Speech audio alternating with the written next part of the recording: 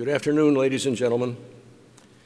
Thank you, President Stenger and Dean Honarary, members of the Platform Party, friends and relatives of the graduates, and to the 2002 graduates of Binghamton University. I'm delighted and very, very pleased to be part of this recognition. I would like to thank the members of my family who are here today, and especially one who is not. My beloved wife of 55 years, Loretta, who passed away 18 months ago. She is the only person who would have been more proud of this than me. It was only a few months ago that I received a very nice letter from then interim President Peter McGraw telling me that he was recommending that I receive the honorary degree of Doctor of Humane Letters from Binghamton University. My letter back to President McGraw told him I was overwhelmed and extremely humbled by this wonderful opportunity. And without hesitation, I accepted this most prestigious award. My role here today is clearly linked to the establishment of the Watson School of Engineering and Applied Science. That was 30 years ago. You heard right, 30 years ago. And will be celebrated during the 2013-2014 academic year.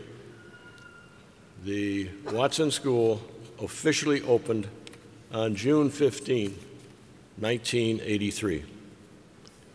But, ladies and gentlemen, it wasn't easy, believe me.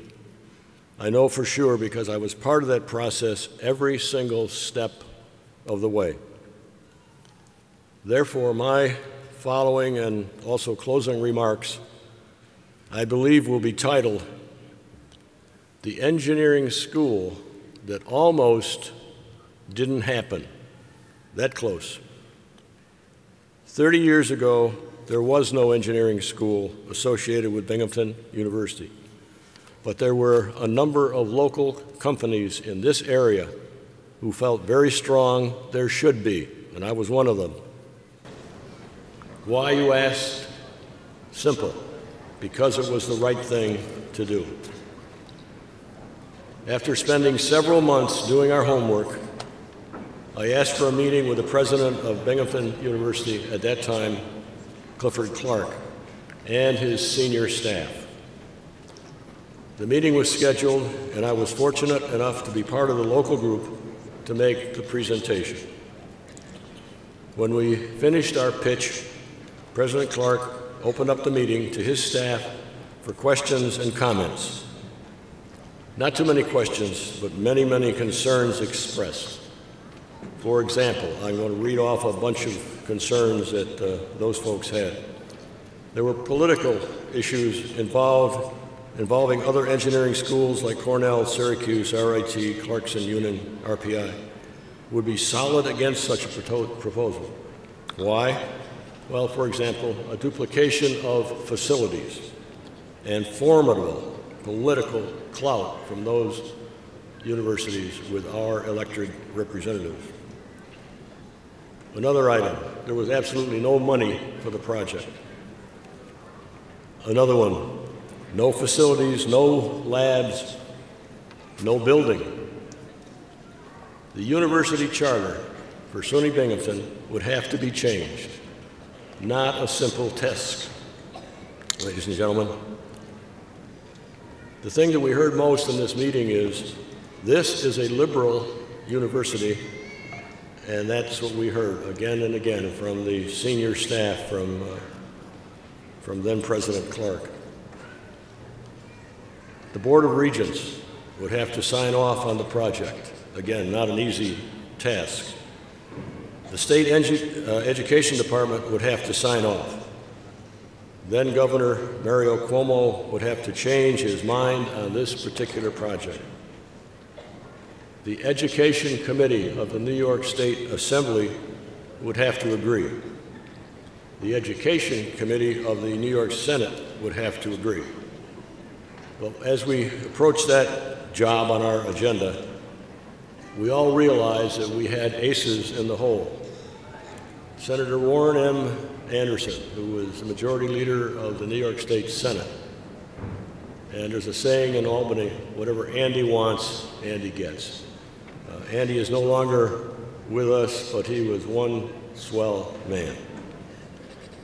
The Education Committee of the New York Assembly was herded along by Jim Talon, then a senior member of the Assembly, and he was pro-engineering school. As I stood there at the beginning, looking at the tasks that we had, I said two words: mission impossible. However, back to this meeting with the president, after everyone had vented, there came what I like to call a defining moment. This was in the 8th floor conference room in the administration building. President Clark then said something very, very profound. Let's not be too hasty. I'll say it again. Let's not be too hasty. Every one of those folks on his staff said no. And that's who he was talking to. And all I could say to myself, thank God, God bless Cliff Clark. The president had spoken. Now, you have to remember that those direct reports, Cliff was their boss. And they were going to swim upstream against him on this project? They then changed their minds and banded together with our committee to make the engineering school a reality. They worked well together, and they went with us to Albany many times to help with the task at hand. It took many, many months and countless trips to Albany to change minds. But again, folks, this was the right thing to do. I don't know if you've ever dealt with the bureaucracy in Albany. Not a lot of fun. The Albany bureaucracy was massaged, was managed, and occasionally we had to manipulate them. But we did it. The Watson School of Engineering and Applied Science became a reality in the fall of 1983 under a brand new dean from the West, Lyle Feisel. The right man at the right time for the job. So, the engineering school that almost didn't happen did in fact happen. And you engineering and applied science graduates here today are truly what I call the rest of the story. Today, here at Binghamton University, there were 650 graduates in the 2012 engineering program. Overall, since the outset of the program, there are 2,600 graduates. I think a very significant number. So I talk now to the whole class as all of you venture forth from this great university to a new job, additional education, or to start your own business as an entrepreneur. I submit you will someday have your own defining moment when you must ask yourself, is this the right thing to do? I'm sure you will make the right decision. Finally, I want to share some thoughtful words from the high school graduation announcement for my two grandsons, who are here somewhere, when they were seniors at Maine Endwell in 2005. Some profound words. The future is not something we enter. The future is something we create. And I submit to all of you that is a very profound statement. So I bid each one of you here today, the graduating class of 2002 from Binghamton University, sincere best wishes, good luck, and good health. It has